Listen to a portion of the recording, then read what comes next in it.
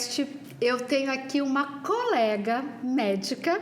Eu sou Marília, sou médica e tenho trazido essa visão mais integrativa. E o que é muito importante nessa visão, a gente trazer muito a parte emocional e comportamental, porque a gente sempre focou muito no corpo, mas eu tô aqui com a Ana Carolina Oda, psiquiatra, que é muito importante trazer pessoas como você, Ana, porque a psiquiatria sempre foi uma especialidade, acho que existia sempre um preconceito, vamos dizer assim, até para as pessoas procurarem.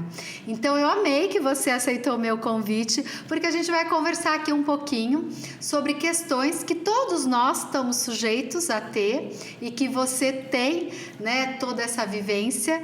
E eu escolhi para a gente falar sobre depressão. O que você acha? Perfeito. Agradeço o convite, né? Fiquei muito feliz.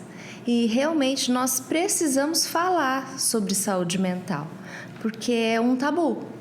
Ainda é um tabu. Isso que eu queria saber de você. Você percebe isso? Percebo, Má. As pessoas não se sentem à vontade de procurar um psiquiatra. Eles escondem. Eles levam muito tempo, né? E o que é ruim, né? O que é ruim. Por quê?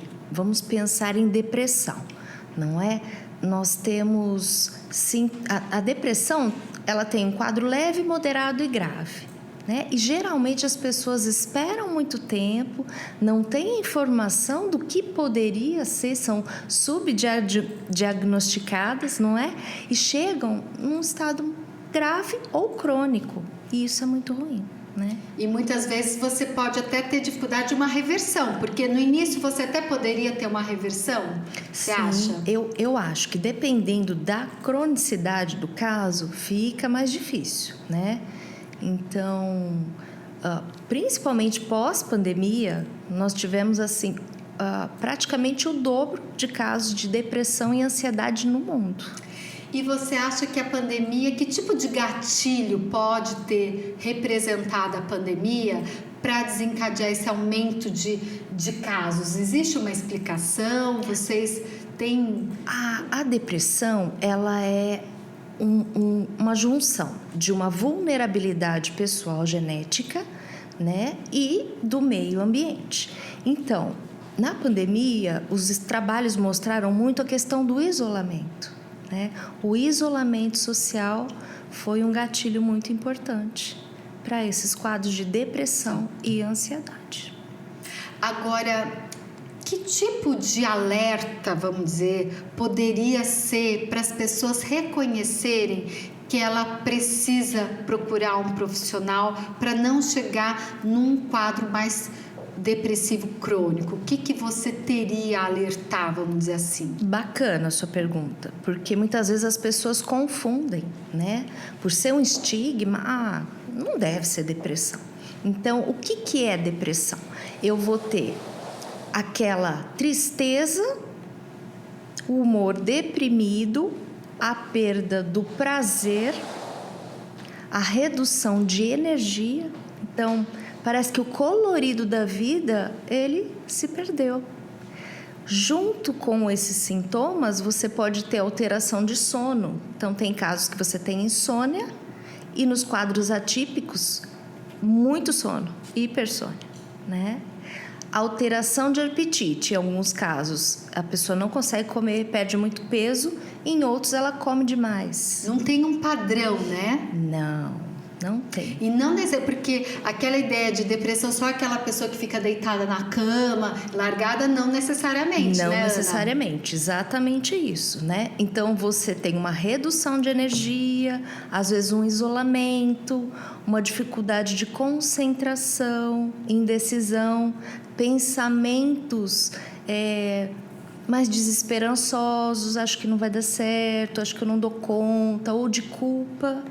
Então, isso também é sintoma depressivo. E nesses casos iniciais, sempre há indicação de medicamento? Como que a psiquiatria hoje vem lidando, assim, em termos de terapias? Assim, o que você tem a trazer? Olha, a depressão é o resultado de uma alteração cerebral, tá? De uma modulação. Então, nós tratamos os pacientes com medicamentos, tá? Então, existem trabalhos muito grandes, o STAR-D é um deles, com mais de 4.000 pacientes, e que mostram exatamente isso, né? Você chega, faz o tratamento com um determinado medicamento. Alguns respondem, outros não. E aí você vai trocar, associar, partir para a terapia combinada, psicoterapia, né? Temos diversas indicações, até a ECT ou a estimulação transcraniana também. Você vê, assim, dentro dessas possibilidades, entre essas terapias que eu chamo mais integrativas, né? Sim. Não convencionais, você vê alguma que vem, assim, cientificamente mostrando bons resultados na associação como complementação dessas terapias medicamentosas? Não existem muitos trabalhos sobre isso, mas eu posso falar o que eu vejo na prática clínica, 21 anos, né? Então, eu digo que nós temos que ter um pilar. A atividade física é extremamente importante, ela é base. Por quê? Ela muda o prognóstico. Muda, porque ela libera substâncias de bem-estar, ela causa neurogênese, né? Então, você precisa. Os meus pacientes, eles sabem que todos eu vivo falando sobre isso, porque é necessário.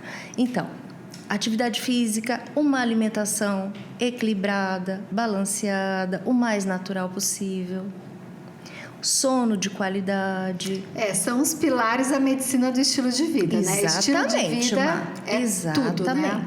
Exatamente. Com o estilo de vida saudável, você já consegue não só prevenir, mas melhorar o prognóstico, né? De muitas vezes. Mas aí, como que você aborda um paciente que você sabe que realmente a atividade física vai fazer um diferencial junto com o seu tratamento e ele tá lá entregue, né, desesperançoso? Existe alguma coisa para auxiliar esse paciente ou tem que partir de dentro dele? Então, a medicação vem para dar esse auxílio. Isso é muito importante, né? Até para terapia, para psicoterapia, muitas vezes se ele não está medicado, ele não consegue. Então, eu acho fundamental isso, um bom diagnóstico, né? Sim. Uma terapia adequada para a gente daí ir trabalhando em conjunto com essas áreas. Eu gosto muito da visão da arte. Você acha que a arte, principalmente para a psiquiatria como um todo, para todos esses, vamos dizer, desequilíbrios, né? Tem um papel importante? Você tem experiência com isso? Terapia, sim, fantástico, muito importante. Isso consegue auxiliar também. Consegue. É uma forma de ajudar a pessoa a processar muitas das emoções? Como é que você vê isso? De processar e também de focar naquilo ali. Talvez de muitas expressar vezes, também, né? Sim, identificar os seus sentimentos, né? Sim. Expressar... focar naquele momento, porque muitas vezes em alguns quadros há um componente muito ansioso, então os pensamentos ficam repetitivos, de difícil controle, né? Uma tensão, um medo de que algo aconteça. Então, essas terapias complementares são muito importantes. Agora, uma coisa que eu acho muito difícil na área de vocês é muitas vezes fechar um diagnóstico, porque às vezes você tem muitos sintomas ou às vezes até associação. Você falou de ansiedade. Às vezes você tem depressão com ansiedade, né? Como é que fica isso? O CID-11 até está classificando exatamente quadro depressivo com ansiedade. Então, você tem sintomas ansiosos dentro. E aí... né, as pessoas vão perguntar, tá, mas quem sentiu isso já é depressão? Não, a gente fala assim, pelo menos esses sintomas têm que perdurar diariamente por mais de 2 semanas. É isso que faz toda a diferença. É o critério, exatamente. Primeiro ponto, né? Exatamente. Quer dizer, se um dia a gente acorda mais chateada, mais de mal com a vida... Tudo bem, faz parte, faz parte, triste, vida real, né? Exatamente, aconteceu alguma coisa, eu fiquei triste, é normal. Sim. O que não é normal é isso se perdurar com os outros sintomas por mais de 2 semanas. Aí é necessário buscar ajuda. E como isso tem impactado assim, na qualidade de vida das pessoas, na própria profissão? Como que você vê isso? Isso é muito importante, porque olha...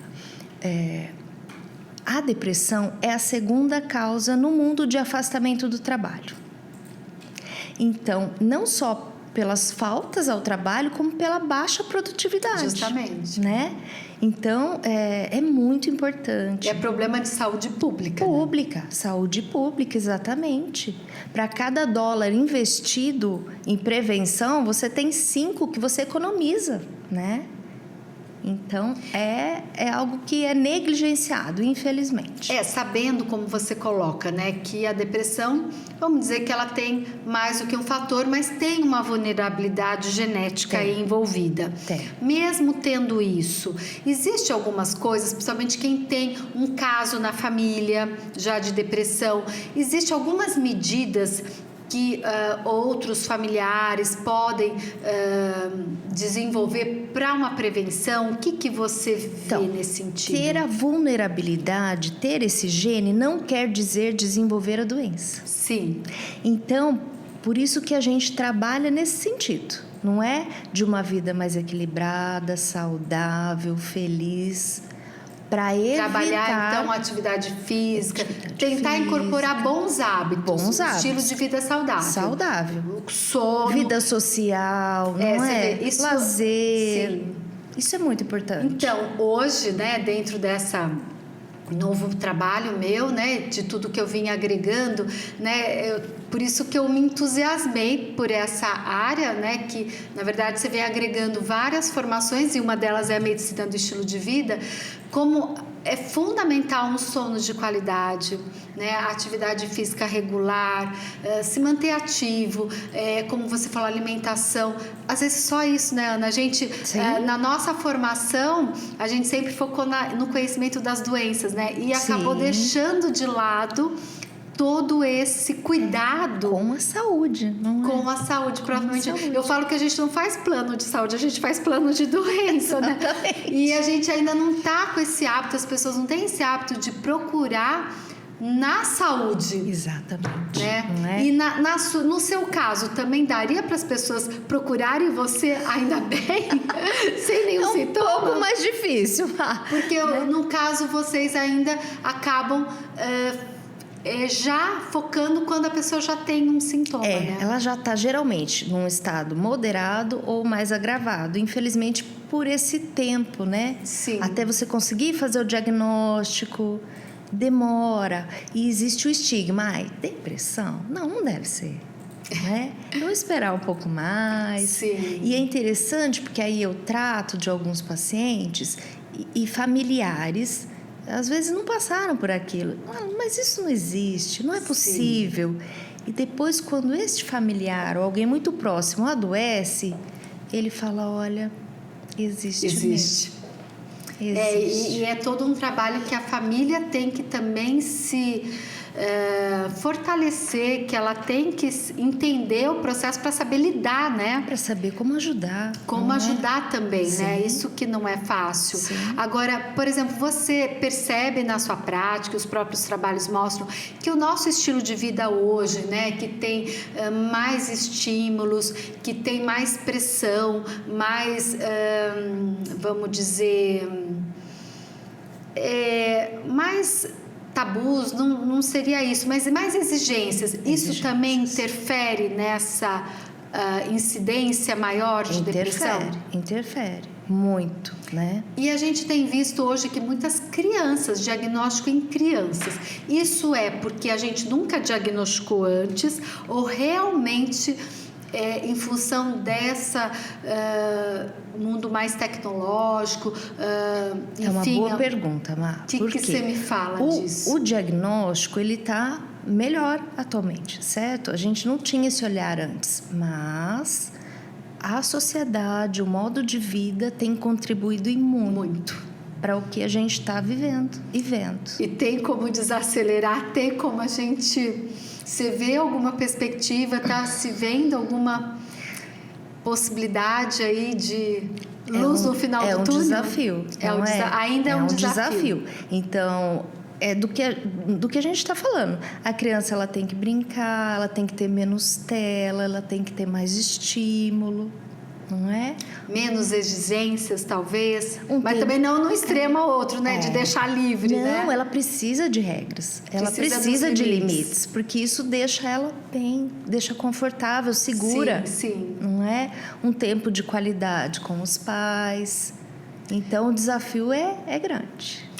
O duro é que os pais também estão sendo mais Exigidos. solicitados, né? Eles também têm mais exigência, aquele modelo também, os avós também hoje não necessariamente podem acolher e dar apoio, porque muitos ainda trabalham, Sim. né? Então, é toda uma estrutura social que a gente vai ter que reajustar para tentar também mudar essa trajetória, ou esse sim. quadro, né? Sim, é um grande desafio. Mas você sabe que eu acho que eu não devo estar em depressão porque eu vejo esperança. Eu não estou desesperançosa. Eu já gosto de ver a ideia que todos os desafios, na verdade, são presentes que a vida nos dá. Porque se Pra tudo crescimento. tá para crescimento e para desenvolvimento, né? Porque se tá tudo certinho, a gente fica no automático, a gente fica no confortável. Sim. Então, eu acho que isso também pode ser um consolo, né, para as pessoas que têm esses problemas, de não ver só o lado negativo, né? Sem dúvida. De aproveitar, sim, essa situação para realmente expandir sua consciência, para buscar novos caminhos, né? Então, eu sempre vejo, e não sei se eu estou sendo poliana, o lado bom da coisa. Já que o lado ruim eu não posso mudar, Com não certeza, que eu ignore, não Sim. sei se esse pensamento está correto, não que eu ignore o lado ruim, mas esse ruim eu não vou poder transformar. Mas como é que eu vou lidar com isso? como né? que eu vou lidar? Como é que eu vou lidar? Isso, e o que isso de repente pode trazer? Porque muitas vezes pode trazer também, seja uma união da família, porque as pessoas vão ter que se fortalecer. Claro que pode também trazer um desajuste, mas, enfim, eu acho que sempre tem que buscar, em toda situação, algo que possa ser enriquecedor ou talvez capaz de desenvolvimento. Sim. Né, pessoal e das próprias pessoas que estão em volta. Não Sim. sei se isso pode ser um consolo. Sim. Né? E se você tem algo mais que você usa, né, na sua prática, com seus clientes, né? Se eles realmente se posicionam de uma forma assim negativa com o diagnóstico, como que você sente? É que nem falar que está com câncer. Não, como que não. é esses pacientes? Não, lidam? eles lidam assim, como um alívio. É isso que eu tenho, né? Alguns, lógico, resistem um pouco. Mas é isso que eu tenho, tá? Então tem tratamento? Tem, então vamos. É uma esperança. Que bom. Né? Então, de certa forma, ter o diagnóstico ainda é um bom caminho. Com certeza. Agora, voltando, reforçando, essa questão de diagnóstico ainda é na parte clínica, não existe nenhum exame. Não existe nenhum exame, Má, é clínico mesmo.